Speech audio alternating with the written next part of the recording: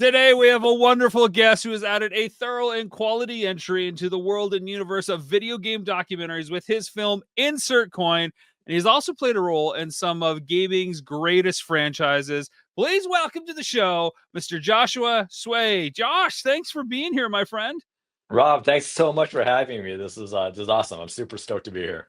I'm so pumped. I watched your film when it came out not that long ago in that blurred area of COVID where time seemed to stop and yet bend and twist around in ways that we never expected. And I went back recently and revisited because you've got some exciting news about an extra life, if you will, a Yeah. bonus life with what's going on and everything that you've done. And we'll get to that later.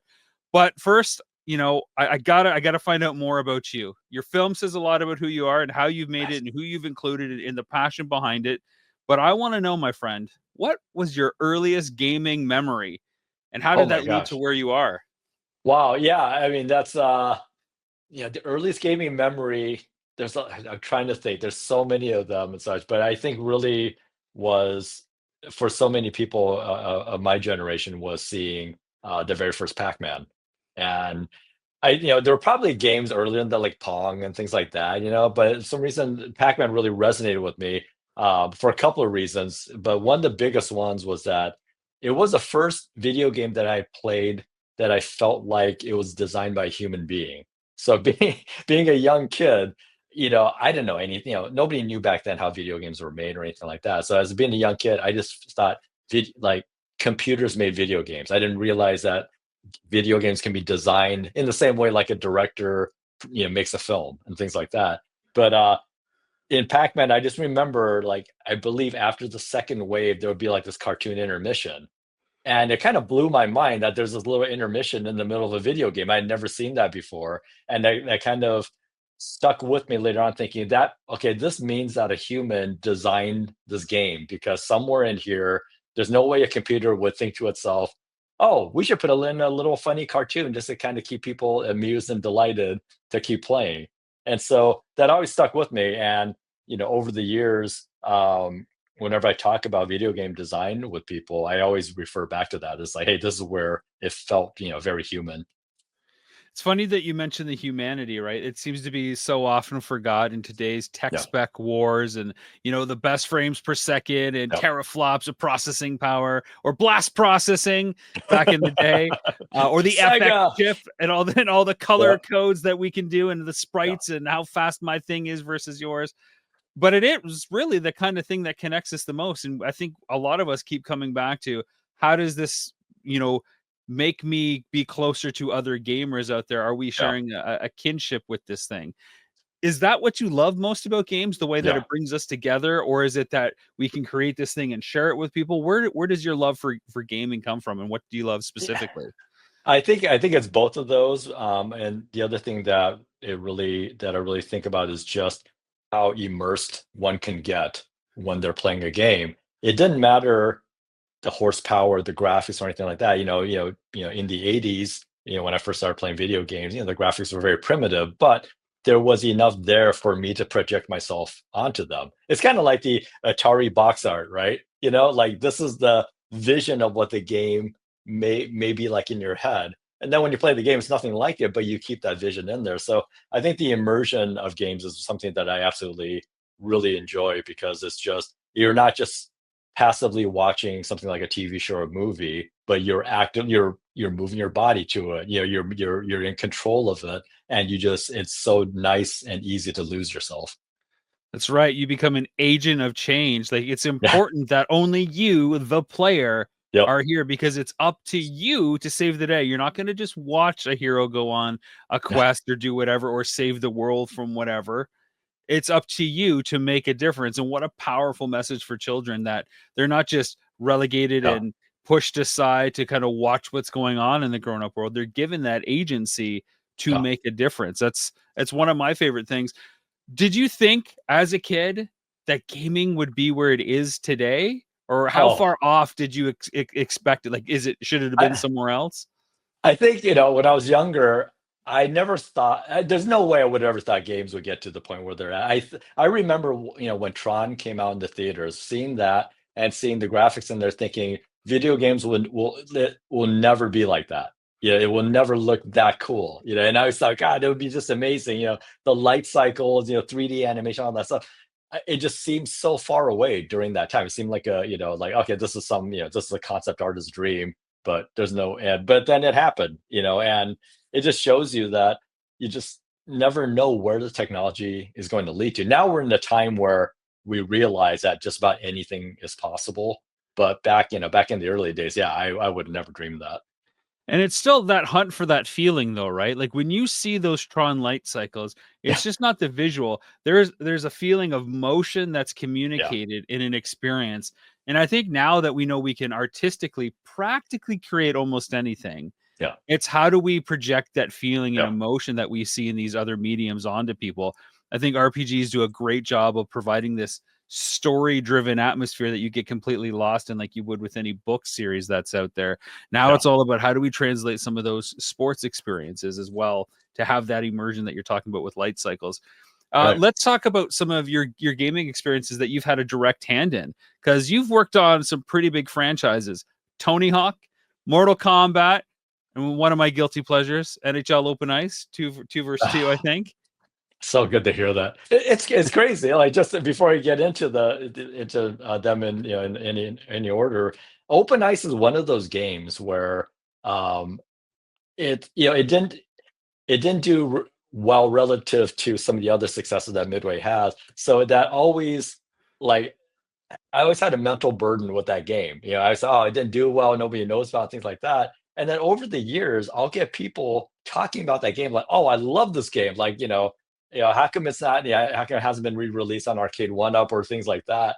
And it's shocking to me when I hear people say like how much they love that game. Because I really love that game, not just working on, but playing with. I still play with it. We have one of the machines. So thank you for thank you for saying I'm a that. Canadian and I grew up with Yeah. NBA Jam, and this is like the ultimate answer for Yep. both of those things coming together. So thank Yeah. you. Talk about maybe even working on it, or if you want to jump to Tony Hawk or Mortal Kombat or anything Y- else that I missed. I mean, Yeah, it's an and I impressive career. thank you. No, I've been really blessed to be in many ways in the right place at the right time, And so, when I first started my gaming career, I worked on this wrestling game at Midway, WrestleMania, the arcade game, and that was with the NBA Jam team. So I was with those guys, and then I ended up with the Mortal Kombat team, and it was just, you know, that era that I was at Midway in the 90s was just kind of amazing. It was I even knew during that time that felt like I was living in history as it was being made. So, you know, it's interesting in that my relationship with these games is very different from most people. It's most people love the games because they play it. It was part of their childhood and everything. For me, I have great memories of it because that was the beginning of my career, and this is where I made lifelong friends and colleagues during that period. And it was also probably the hardest work I've ever done in my life. And so during those arcade days and everything, I look back at them and have mixed emotions. Everything from great times to just incredible crunch and everything in between.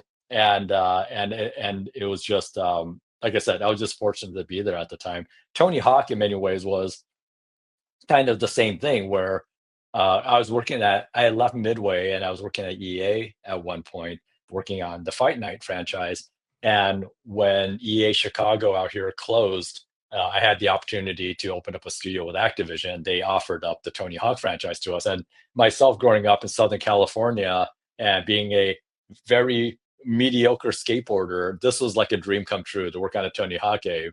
And so once again, it was just one of those things where I was at the right place at the right time. I had developed enough credibility in the industry that they can trust me to work on these games and such. And once again, it was just iconic franchise, and just being a part of it was just such a privilege. Yeah, it seems like you've come in like just as the fame and all the awesomeness is still there. You're not riding the coattails of a Yeah, legacy that you think back, oh yeah, I remember that thing, and trying to invigorate it. You're there in the trenches, man, during the heyday still of Midway and in Tony Hawk. That's pretty phenomenal. I mean, to be able to work on those franchises, it's got to feel good. And I love it from a gamer perspective because you know what those things mean and you want to pay tribute and do the legacy yeah. justice. Yeah, yeah, definitely. It's such a it's such a challenging thing because our thing was, you know, we want to do justice to the IP, but we also want to innovate on top of it. But how far do you push it? There's always this push and pull thing going on. And so, video games to me is just the ultimate creative medium because there's challenges not just with on the art and creative end of things, but also on the technical end of things. But then obviously you have certain expectations from the consumers, the market and how they want it. It's just juggling all three of these things at the same time is like I said, it's challenging but amazingly fun. Do you have any fun stories? I love obstacles, right? And Yeah. sometimes when things don't go right, because I tend to find we learn the most from those brick walls that we hit. And sometimes we pivot into something better as a result of it. Is there anything during your game career that you can think of on any franchise where, man, we really wanted to do this. We ran out of time. We ran out of money. We couldn't do this, but this is what we were able to do instead. Or thank God we didn't put that in there because the game Yeah. was just fine and that would have pushed it in a way it didn't need to be. Sure. Yeah. No. So, boy, so many examples of that. I think the one that comes to mind the quickest, and this is where kind of like thinking a little outside the box helps is. So at one point we were working on a Tony Hawk game that involved a skateboarding peripheral that kids stand on, and there were a lot of limitations that we had to deal with in regards to hard. This is like the Guitar Hero era, right? So there's like all these things Sure. about peripherals. And Yeah. one of the things was that because of the cost of goods to add sensors to the skateboard, there were certain things we couldn't do. And one of them was we couldn't put a gyroscope to detect rotation of the board. And so we had to work around that in terms of game design and stuff. And how do we deal with that? But so it was a problem that at the time we couldn't solve. But then there was a skateboarding guy that I had seen on YouTube, and he was also a physics professor who happens to love skateboarding. So he would teach a lot of physics lessons using skateboarding as an example. And he happened to be here in Chicago. And so I contacted him and said, hey, I would love to talk with you because your background's so fascinating and everything. And we're working on these Tony Hawk games. And I don't know, just somehow, if you can come in and talk with us, maybe there's something we can do together. So it's very informal. But what ended up happening was he comes in and he's not really even an engineer or programmer or anything, but he looked at what we had and he was able to solve our problem just based off of his understanding of physics and skateboarding. And we were able to get the rotation in. And so, and it really, the funny thing about it was that, we brought this person in from left field and all the software engineers can figure out the solution. And just somebody just completely outside came in and just said, "Oh, you need to look at it this way," and it solved the problem. But boy, were some of the engineers really pissed about it because they couldn't solve it, and they and they tried to downplay his contributions a lot because they're like, "Oh yeah, no, it wasn't." And they're like, "Come on, just give the guy credit for what he did." All right. I'll always give a big high five when science wins over everything. And sometimes it's just Yep. that objectivity, right? Coming in, right? Exactly. And you got to Exactly. feel bad for the guys on your team too, right? Because nobody wants to say it's impossible and it can't be done. Like Yeah. nobody wants to say that. No producer wants to hear Yep. that. It's about finding the solution. So it's Exactly. cool that you got a solution. I think everybody should just be happy for that reason, That's regardless exact of where it comes from. exactly. I mean, yeah, like you said, it's just sometimes somebody from the outside comes in and they don't have all of the history and all of the, legacy behind them, and just come in fresh, and it's just instantly they can see, what's wrong much clearer than many of us wouldn't be able to. Let's move on and talk about your opus, your amazing documentary film, Insert Coin. It's described as, and I quote, the story of how a ragtag crew of Oh, misfits back in the Chicago factory yep. created Mortal Kombat, NBA Jam, and other classics amid the 1990s arcade boom. Insert Coin, in my opinion, is a must watch for anybody that played any Thank games you. during any point in the 90s. I want to hear about your journey from it, favorite interviews, challenges, the reception, Sure. what that whole process was like. Yeah, oh, no, okay. I mean, thanks for the kind words too. I mean, I'm a big fan of yours and stuff, and your incredible output. So that means This a is all lot. unsolicited, folks. This It was means honest a lot. opinion on both sides. No, I mean, yeah, it's definitely, something that was, in my mind for a long time. I come from, I went to school for film. I didn't go to school for game design or anything like that. And so after so many years of working in game development, I just felt like I needed to get at least one film under my belt before I get hit by a car or something, you know? So Yeah. it seems, so this was one of those things where it's like, you know what, this seems like a good story to talk about because everybody knows these games. I have a lot of insider knowledge and connections with the people with these games. So it just seemed like, you know, if there was a beginning film for me to dive into, this seemed like it would be the right one. And so, you know, over the course of, you know, I think about 5 years, I just started interviewing all of my old colleagues and people who are related to Midway and people who are in fandom and people, you know, who are in journalism and things like that, just to talk about these games that Midway outputted in the 90s, you know, Mortal Kombat, NBA Jam, Open Knights, Revolution X, Terminator 2, you know, Smash TV, all these games, and just talk about the making of them. And you know, and I kind of went in kind of knowing what the story was, but not quite. But I just knew it was like, you know, people are going to be interested, you know, one way or the other on this, how this all fits together. We'll figure it out as we go along, much like many documentaries.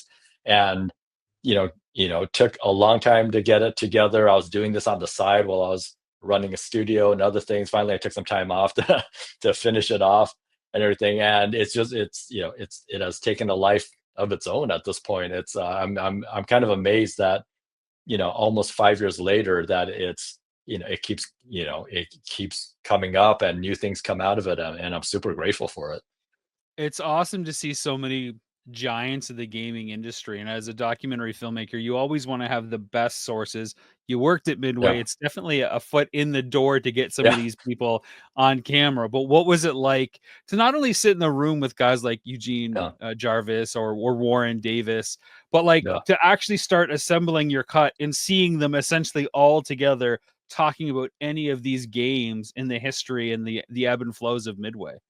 Yeah, the process was really interesting. So yeah, that my secret sauce was that I had the access, which is great. Like I didn't piss off enough people during my career at Midway that they still want to talk to me. So that worked out well. But it was interesting because I had led mainly with Eugene Jarvis and a couple other people as the main story, and then started kind of growing it as we went. And so, you know, at first I thought I would interview maybe 4 or 5 people, but then as I interviewed each person, new stories would come up, new subplots come up. They would talk about somebody else, and so it started this whole space. So it's like everything started branching out, and so one thing led to another, and it was very nonlinear in nature. But one of the nice things about it was that a story started to form out of it, and you know, it originally was not about Eugene Jarvis in many ways. It's just about Midway, but it ended up that he was a connective tissue for all of these stories. Like every single person I talked to, they would bring up Eugene as somebody that they worked with that affected them, or his games influenced them in other ways. And so I eventually, you know, with all these, you know, different storylines, I had to, you know, just like any documentary, I had to start streamlining it. There were so many stories that I could have just made a 12-hour movie and just be done with it. That actually would have been easier as opposed to selecting things, you know. But he eventually started narrowing it down. And I one of the inspirations for the way I ended up structuring the story was one of my favorite movies when I was a kid was The Right Stuff, about the first astronauts here in the United States.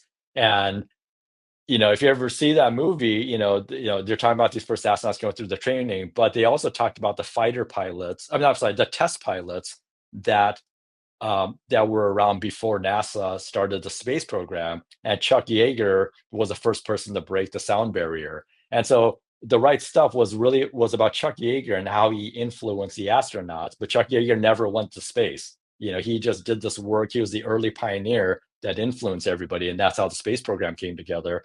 And I looked at that and I realized, oh, this is the story that I'm talking about. Is there's this crazy guy named Eugene Jarvis, created Defender, Robotron, all these games of the 80s that influenced all of us, that when we came into the games in the 90s, he was still there and he was still innovating, making games, and he influenced all of us to kind of take his, you know, creativity, his audacity, his innovation, and just run with it. And it's almost like he gave us permission to go nuts and make all these crazy games.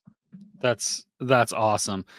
It must. I don't know how much time you spent with any of these people. It only looks like there's kind of one interview session for everybody. I didn't seem to see multiple interview Yeah. setups or anything like that. I always go through these things on mine when I'm interviewing these people. The first thing I usually say after I get to spend time with anybody so iconic is, well, that's a waste of time. That'll never be good. Because it was just always the most fulfilling and Yeah. enthralling kind of discussion that, again, you think you know like 50% of the story, or at Yeah. least most of it, and they fill in all these gaps and show you this whole valley of stuff that Yeah. you didn't know. And that's exactly what you want as a viewer, right? You want the hook because you have a knowledge of these things, but you want to be taken on an exploration through all that. Yeah. And you did that perfectly. So Oh, nice. again, I commend you with this film. I got to know what your favorite moments or sequences are. Mine Oh, are easily the discussion between arch rivals and NBA Jam, or Mortal Kombat versus War Gods.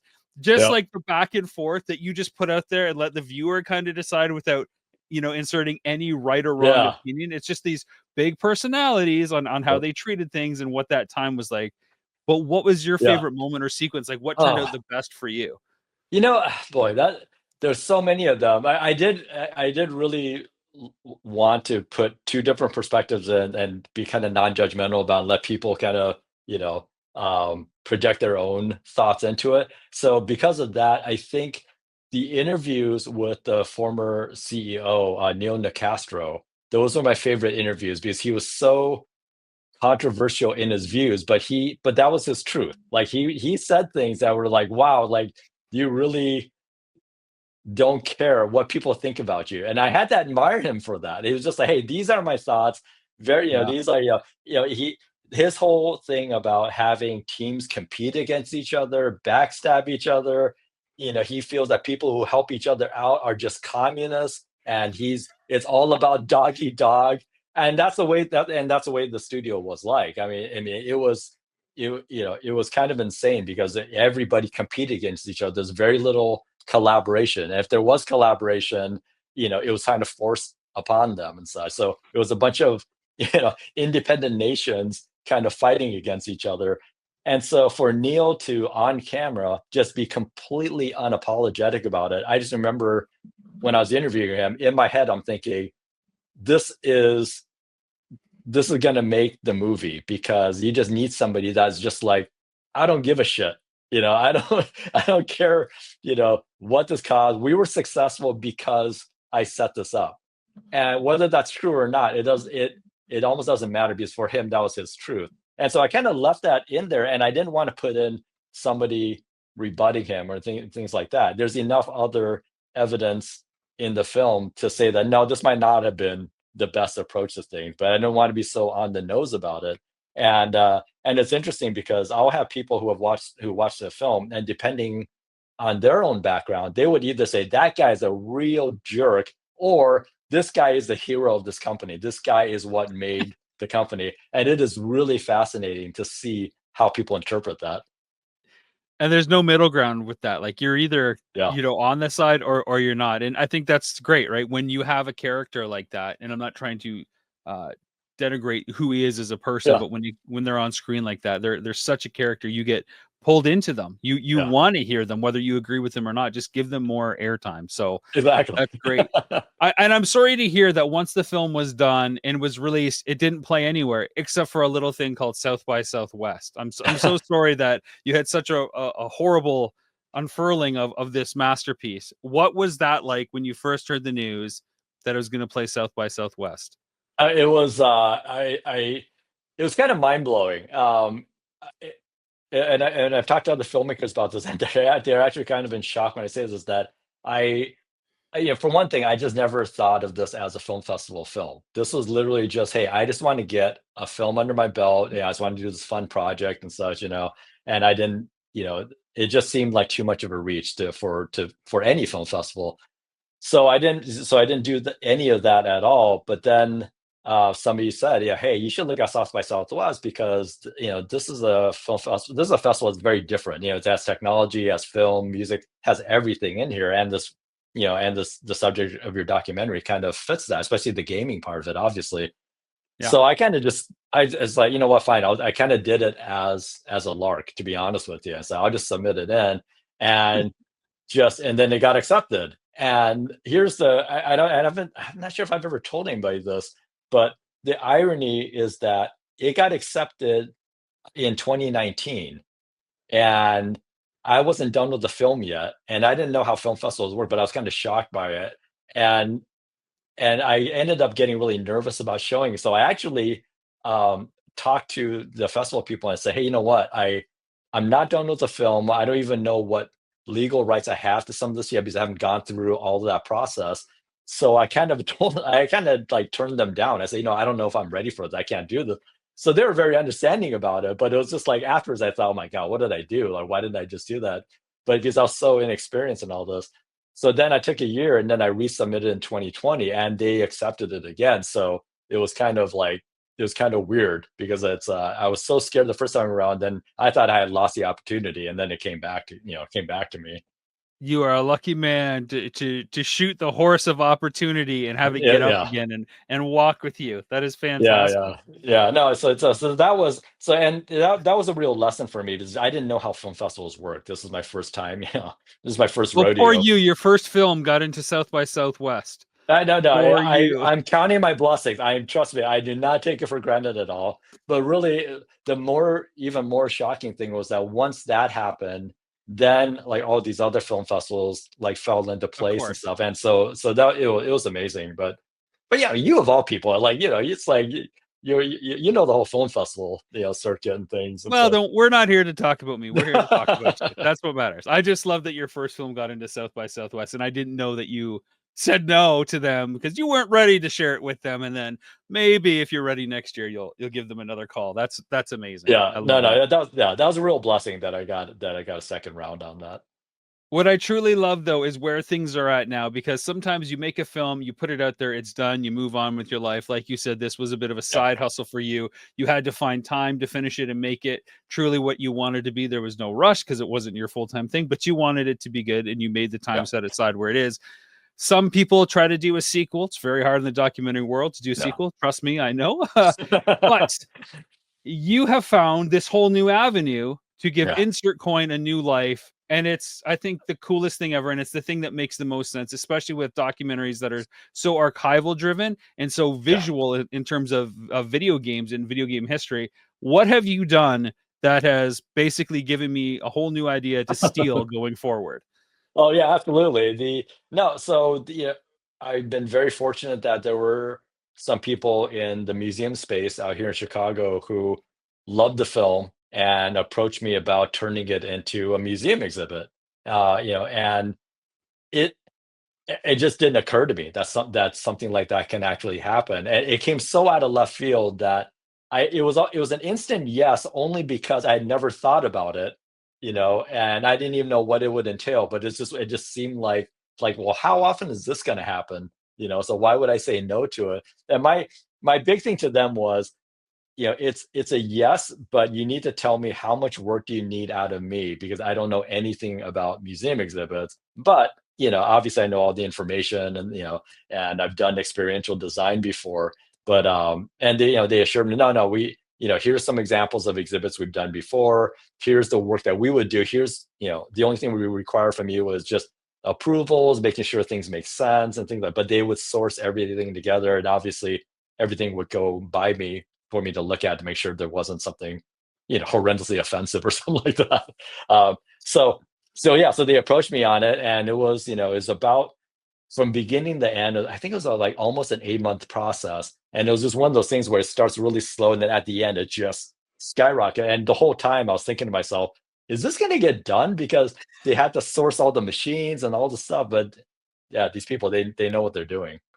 It's so cool too, right? Because when you're editing a film, you always have to leave something out or you gotta Yeah, truncate a section that you wish you could be yeah, longer because there's all these little bits that are super interesting to you as a person or as a gamer that other people will love, but they just take the story on a tangent that never gets yeah, resolved. But when you give somebody a museum exhibit and you let them walk through at their own yeah, pace, you can have a whole page or a whole section on this, or you have all the literature there and they can see it and touch it. In this case, play it, which I think yeah. is just so cool. How long is it playing? Where is it playing? And I think it's not just in Chicago, right? I think there's some movement happening, some other opportunities with it. Yeah, so it's right. It's in a suburb called Glen Ellen, right outside of Chicago. It runs from now until February 6th of next year. So it's a pretty long run, and it's there's we're having some talks about it going to different locations and such. So we've already got some interest from various people in the museum space, in location-based entertainment space, even conventions and things like that. So kind of taking one step at a time. One of the nice things about this exhibit is that we're gathering data to see what's working, what's not working and stuff. And the attendance has been fantastic. And so it'd be just like in editing and documentary, you can go in and want to keep tweaking it forever and such. So I think we're going to keep working on it, but eventually, yeah, just get it out, to be more accessible to people all over the place. I love it. And if you're not in the Chicago area or wherever it might be, definitely check out Insert Coin. Again, if you played any kind of games in the 90s, I'm sure you collided with one of their games and probably lost a few quarters, or certainly played hours and hours on your home console if that was your thing. Where can people check out Insert Coin nowadays? So the film itself, it's on a lot of the major platforms. It's on Amazon, Apple, yeah, gosh, oh, It's on what's that? Tubi, I know that for sure. It's Tubi, free yeah, on Tubi. Tubi, Yeah. YouTube, yeah, ad-based systems like Tubi and YouTube. It's all over the place. If you go to insertcoindoc.com, all the links are up there. But it's all over the place, and I hope people discover it, check it out, and absolutely love it. That's awesome. We'll put a link in the description for everybody that wants those definitive sources. All right, I'm going to wrap this up because I've already taken 2 minutes longer than I promised I would. I just want to know, where can people find out more about what you're doing, follow along in the progress of Insert Coin, the museum exhibit, or what is the official name of the museum exhibit? Oh, it's Insert Coin inside Midway's Arcade Revolution, What a great and title. How can you yeah, go yeah, wrong with a title I like know, that? right? I know, It right? says it all. Where Yeah. can people follow you though and find out more about this and kind of join along in the travels? Yeah, so there's a Facebook page for Insert Coin. There's Insert Coin Doc. Just do a search on that, and then the other is on Instagram. We're pretty active on Instagram. So again, Insert Coin Doc on Instagram, and we keep pretty active on. We also have a great YouTube channel where a lot of the outtakes and archival footage that didn't make it in the film. I've been on a regular basis putting them up there for people to access, and there's some crazy stuff. There's like 2 hours of the Undertaker during his WrestleMania shoot is on there if you want to watch it, and it's ridiculous. Yokozuna's on there. We have a bunch of Mortal Kombat stuff. These are all footage that's never been seen before. That would have been great in the film, but again, the film would have been 12 hours long. So our YouTube channel is a great resource for that. All right, last question, my friend, and then I'm cutting you loose. Are you one and done as a filmmaker? No more. You've already reached Mount Olympus, first film, No. South by Southwest, museum exhibit, or do you have designs to someday maybe tackle something, or are you working on something? What's the scoop?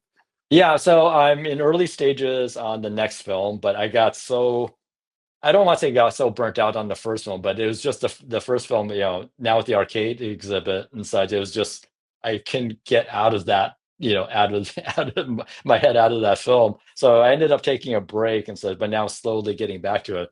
But I'll tell you, like I look at your output and I was so exhausted out of the first film. I can't even figure out how you make so many films on your end of It's things. because you've sat down. If I sit down, I will have to take a break too. I just got to Yeah. keep going, man. I Just think keep going. that's I think that's a good point. Yeah. I think thinking about, sitting down thinking is not a good thing sometimes. That's a distraction. Don't think, just do. Exactly. Exactly.